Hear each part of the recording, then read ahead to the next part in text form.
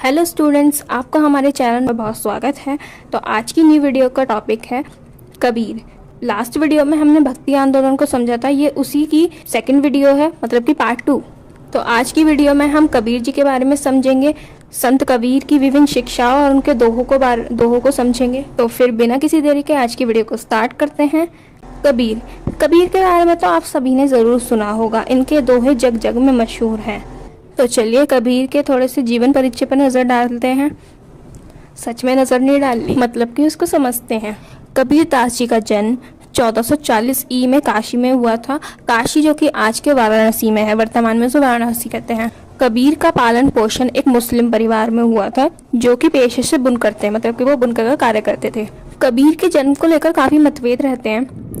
जो कबीर है वो 15वीं सदी के भारतीय रहस्यवादी कवि व संत थे।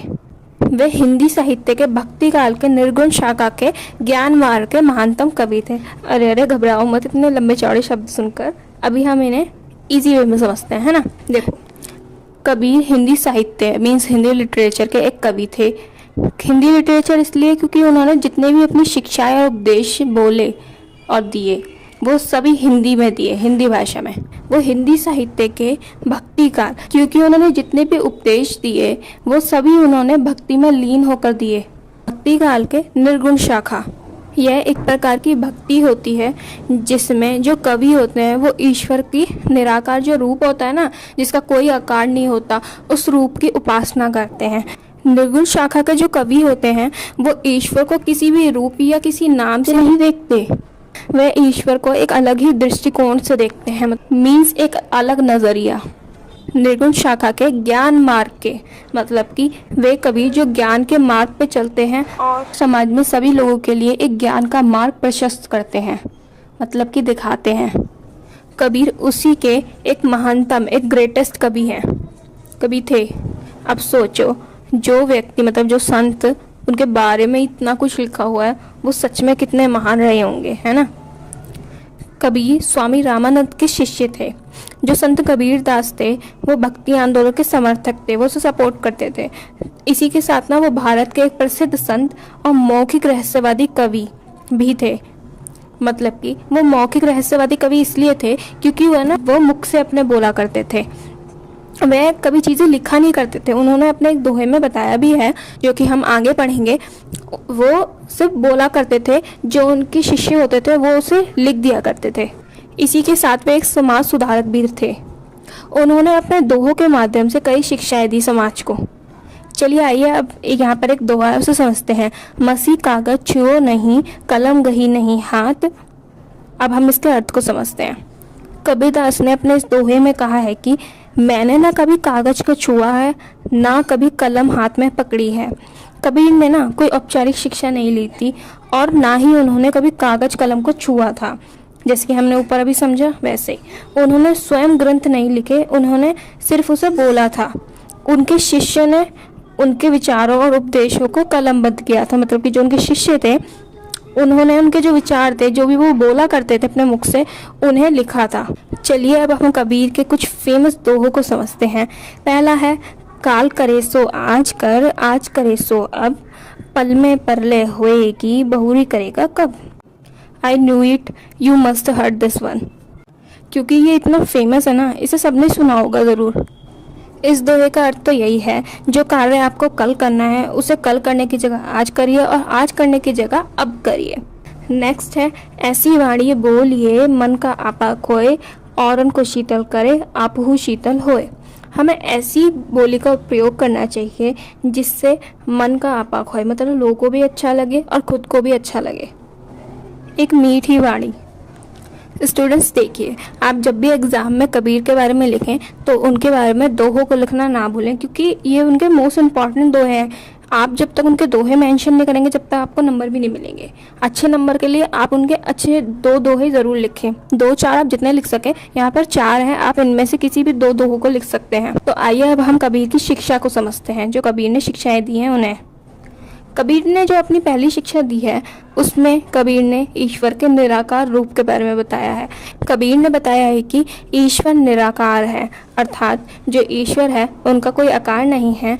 ईश्वर इधर उधर ढूंढने से प्राप्त नहीं होंगे, वह हमारे अंदर ही निहित हैं, मतलब कि वो हमारे अंदर ही हैं। बस देरी है तो आंतरिक यात्रा कर आत्म साक्षात करने की, जिससे ईश्वर की प्राप्ति संभव है।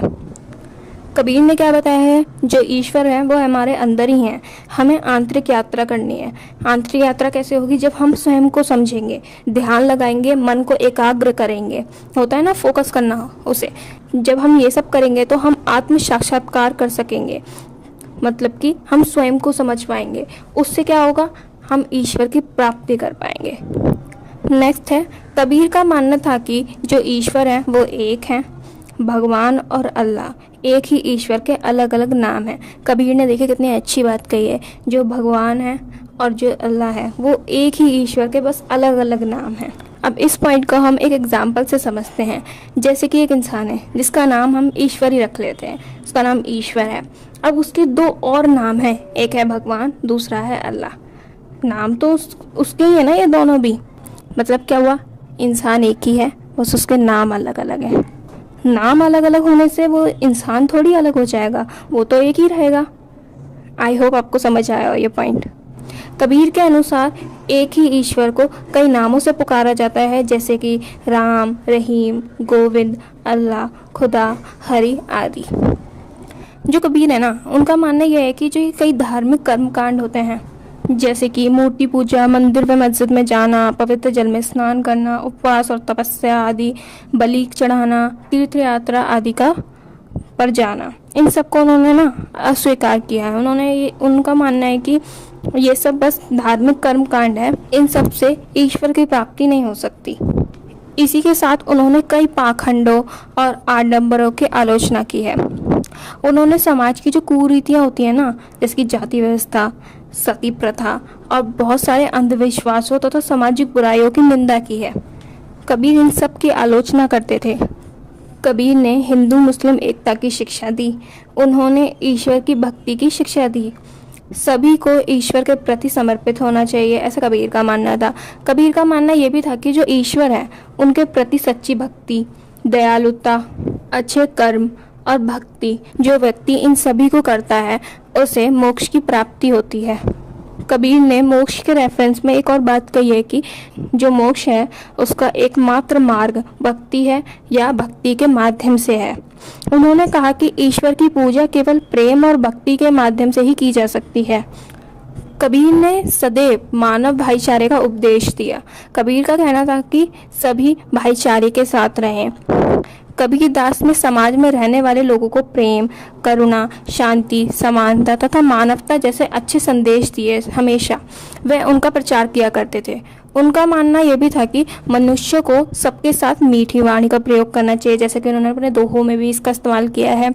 सबके साथ प्रेम के भावना के साथ रहना चाहिए, किसी के साथ गलत व्यवहार नहीं करना चाहिए। कबीर के समाज को लेकर हमेशा ऐसे अच्छे अच्छे विचार रहे थे जिनका उन्होंने समाज में प्रचार प्रसार किया था। कबीर ने सदैव अपने दोहों में गुरु की भूमिका को बहुत ज़्यादा महत्व दिया है। उनका मानना था कि मनुष्य को उसकी आध्यात्मिक यात्रा में मार्गदर्शन देने और उसे अपने भीतर के दिव्य तत्व को पहचानने में मदद करने के लिए गुरु आवश्यक है। कबीर के अनुसार जो गुरु हैं वो मनुष्य की जो आध्यात्मिक यात्रा होती है स्वयं को पहचानने की, उसमें मार्गदर्शन देने के लिए और व्यक्ति के मतलब जो मनुष्य है उसके भीतर के जो दिव्य तत्व हैं उसे पहचानने में जो हेल्प करता है वो है गुरु। जो कबीर हैं वो गुरु को मनुष्य और ईश्वर के बीच की एक महत्वपूर्ण कड़ी मानते थे। जो गुरु होते हैं ना वो मनुष्य और ईश्वर के बीच की एक डोर होते हैं। कबीर ने सदैव अपने दोहों में गुरु का एक महत्वपूर्ण स्थान दिया है। कबीर कहते थे गुरु ही सच्चे ज्ञान को प्राप्त करने का मार्ग दिखा सकते हैं, वे ईश्वर का दर्शन करा सकते हैं।